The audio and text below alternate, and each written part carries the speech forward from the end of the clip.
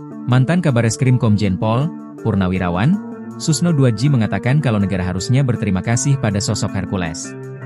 Kita dapat info A1 dari orangnya langsung, artinya Bang Hercules dia itu berjasa.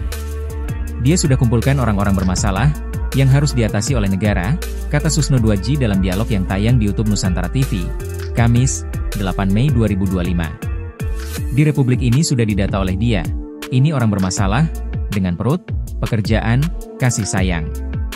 Negara yang harus hadir, berterima kasihlah pada Hercules, tambahnya. Meski begitu, Susno 2G tak menampik perbuatan negatif yang dilakukan oleh Hercules.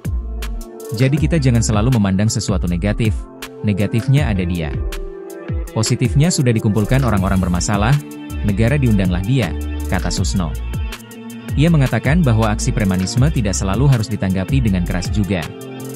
Misal figur dari pimpinannya kurang sopan, bicara sembrono, ini mungkin diberikan pelatihan, bukan dengan main, ayo kalau berani kita berantem, kalau gitu sama-sama kita jadi preman semua, katanya.